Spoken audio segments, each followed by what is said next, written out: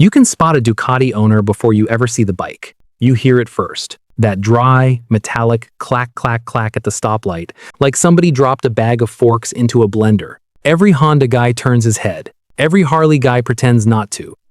And the guy on top of the Ducati? He's looking dead ahead, visor down, posture perfect, pretending he doesn't notice that the entire intersection is now staring at him. He notices. Trust me, he noticed before you did. That's part of the whole thing. Now look, before anybody clutches their carbon fiber tank cover and storms off into the comments, let me say this up front. I love these bikes. I love the people who ride them. The Italians basically reinvented what a motorcycle could feel like, and the rest of the industry has spent 30 years politely pretending they didn't copy half of it. But if you ride a Ducati, or you've ever stood next to one in a parking lot trying to figure out if the owner is going to bite, you already know. Ducati people are a specific kind of person, and I'm going to tell you exactly which kind. So here's what we're doing.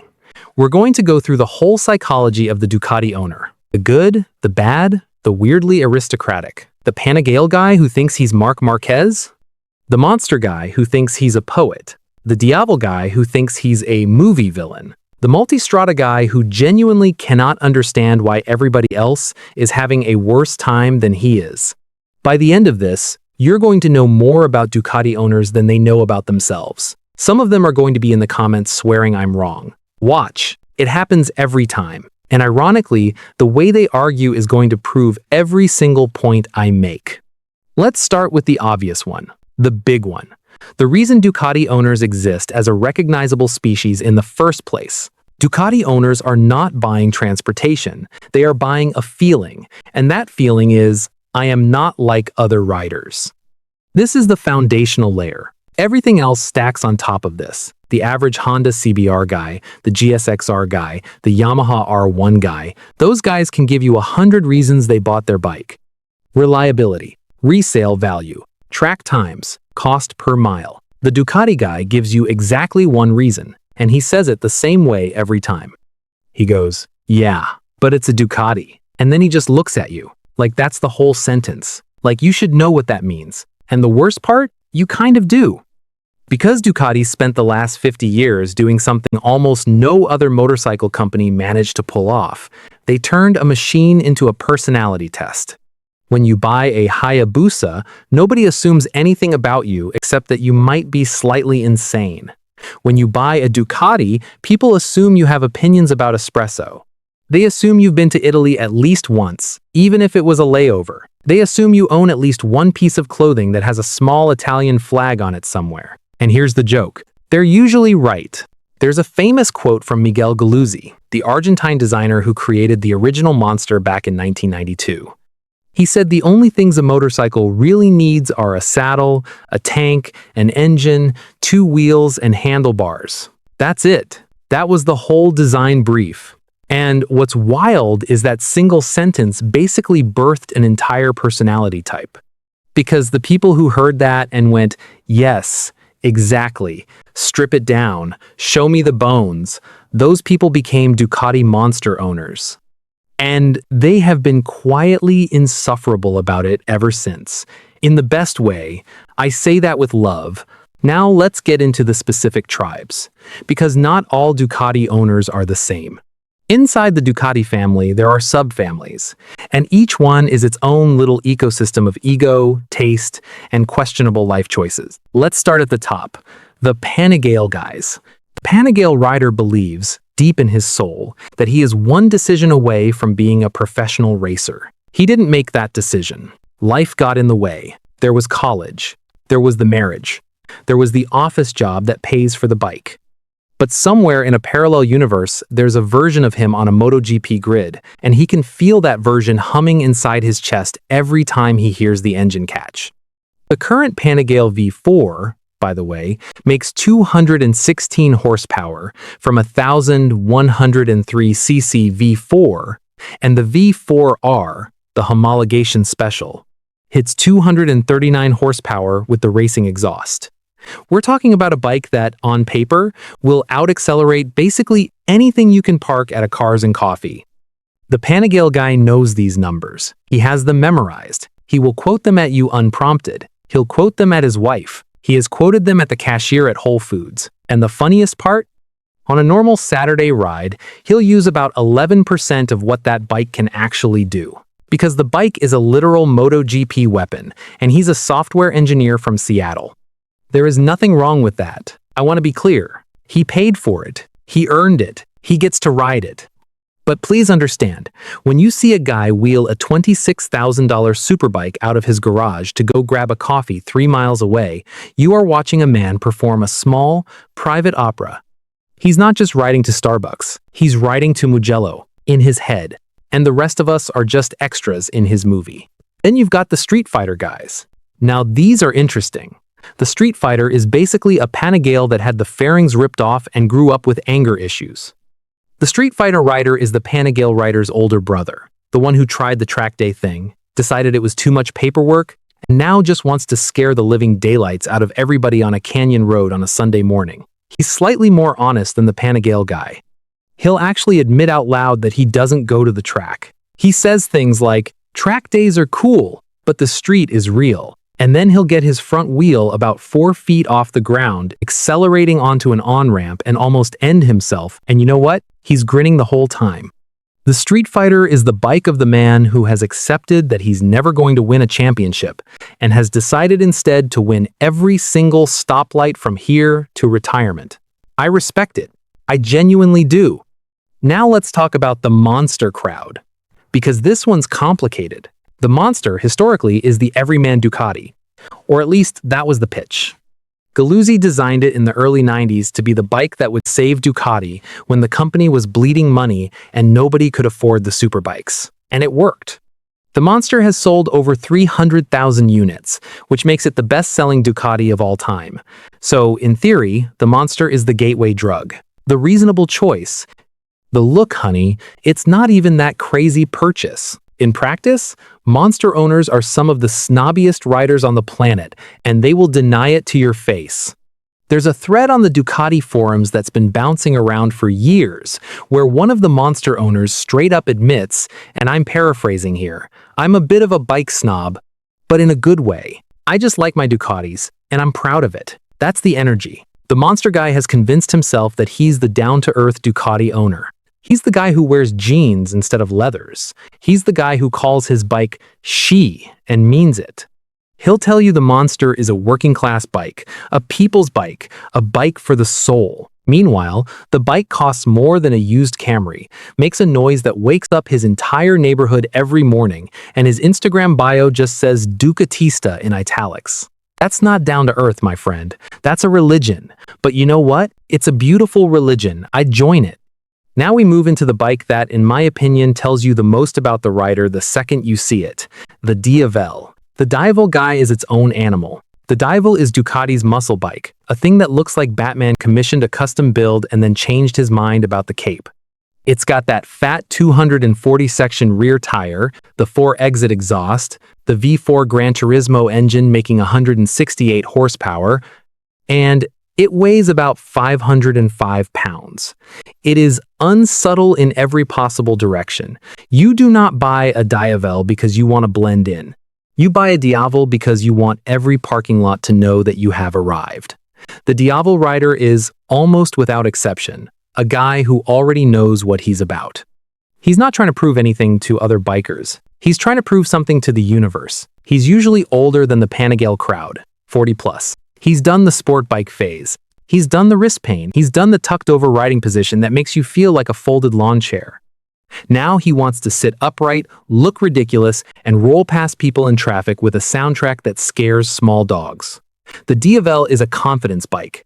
And the Diavel rider is, statistically, the most likely Ducati owner to wave at Harley guys. Don't ask me why. It's a thing. He sees them as kindred spirits, even though the Harley guy thinks he's riding the wrong team's jersey. Then there's the ex-Diavel guy. Same energy as the Diavel guy, but he wanted feet-forward pegs and a more relaxed cruiser stance. And he gets weirdly defensive when you ask him why he didn't just buy a Harley. Don't bring it up. He's heard it. He's tired. Move on. Okay, now let's talk about my personal favorite Ducati subspecies, the multistrada owner. If the Panigale guy is the racer fantasy, and the monster guy is the artist, and the Diavel guy is the rock star, the Multistrada guy is something else entirely. The Multistrada guy has figured something out that the rest of the Ducati world hasn't quite caught up to yet. He's figured out that he can have a Ducati, with panniers and heated grips, and a real seat, and cruise control, and a windscreen that actually works. And he can ride that thing 2,000 miles across the country and still get off the bike with feeling in his hands. The Multistrada is Ducati's adventure touring bike, and it is, secretly, the smartest bike in the lineup. The Multistrada owner knows this. He smiles a knowing little smile when the Panigale guys roll up complaining about their wrists. He's the dad of the group. He's also, for some reason, almost always wearing the most expensive gear of anybody at the gas station. Brand new Klim suit, a helmet that costs more than my first car, the works. The Multistrada guy has money, quiet money, old money in some cases, new money pretending to be old money. He doesn't talk about it. He just shows up to the ride on a $40,000 setup and asks if anybody needs water. He's the best of us. Don't tell him I said that. Now I want to get into the deeper stuff.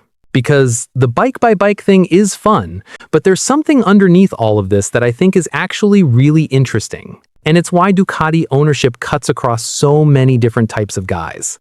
Here's the truth nobody wants to say out loud. Ducati doesn't sell motorcycles. Ducati sells the feeling of being chosen. I mean it. Think about how it works. You don't just walk into a Ducati dealership the way you walk into a Honda dealership. There's a vibe. There's leather furniture. There's espresso. There's a guy in a fitted polo who knows your name within 2 minutes. The bike costs 3 times what the equivalent Japanese bike costs. It needs more maintenance. The valve clearance check on a Panigale comes up at 36,000 miles, but you better believe the regular service intervals will keep your wallet entertained. Parts are expensive. The dealer network is smaller. If you live in the wrong part of the country, your nearest Ducati shop is a state away. None of this makes any practical sense. And every single Ducati owner, on some level, knows that. And they don't care, because the inconvenience is the point. The exclusivity is the product. When you own a Ducati, you are not part of the motorcycling masses. You are part of a club, a small, slightly snobby, weirdly emotional, deeply Italian club. And being in that club feels really, really good. Even when the bike is in the shop, especially when the bike is in the shop sometimes, because then you can talk about it. This is why Ducati owners form these bonds with their bikes that are genuinely strange to outsiders. Go on the Ducati forums and read what these guys write about their machines. They use the word personality. They talk about how the bike has moods. They talk about how it picks up on their energy. There's a guy on one of the older threads who wrote a whole post about how his 1198 responds to him differently when he's having a bad day, like it's a horse or a Labrador. To a Yamaha owner, this sounds insane. To a Ducati owner, this is just Tuesday. The bike is alive. The bike has a soul. The bike was built by a guy in a small Italian factory whose grandfather also built motorcycles, and you can feel that history when you twist the throttle. None of that is technically true. The bike was assembled mostly by robots in Borgo Panigale. But the feeling is true, and the feeling is what they're paying for. Now let's talk about the social dynamics, because this is where it gets really funny. Ducati owners have the most complicated relationship with other riders of any group I can think of. Harley guys think Ducati guys are rich snobs. Sport bike guys think Ducati guys are poseurs who can't ride. BMW guys think Ducati guys are unserious. Adventure bike guys think Ducati guys are vain. And the Ducati guys? The Ducati guys think everybody is just jealous. Every single one of them, to a man. There is not a Ducati owner alive who, deep in his heart, doesn't believe that the rest of the riding world secretly wishes they were on his bike. And the painful, hilarious truth is that they're partially right. Not entirely, but partially. Because every time a Ducati pulls up at a gas station, every other rider in that parking lot looks. They look. They might pretend they didn't. They might mutter something about the price tag, or the maintenance, or the dry clutch noise. But they looked, and the Ducati guy clocked it. And he is taking that look home with him as a small, quiet trophy. There's actually a stat from old industry studies that says something like half of Ducati owners also own a Harley. which sounds insane until you think about it. Because the kind of guy who buys a bike based on emotion, on identity, on what the bike says about him, that guy often doesn't stop at one bike. He builds a stable, he's got a Ducati for the canyon, a Harley for the long Sunday cruise, and probably a dirt bike or a vintage Honda in the back of the garage that he tells people he's going to restore, and never actually does. Ducati owners are collectors. They're enthusiasts. They're also, frankly, a little bit obsessive. Read any Ducati forum and you'll find guys with 3, 4, 5 Ducatis in the garage. They'll list them in their forum signatures like military medals. A 2007 999S, a 2008 1098R, a 2012 1198, and a multistrada for the wife. That's not a hobby. That's a lifestyle. Now, here's the part where I get a little bit serious for a second.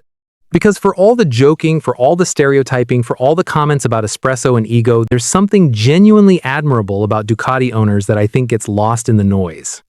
These guys care. They actually care. About design, about engineering, about the lineage of a brand that's been making bikes since 1926.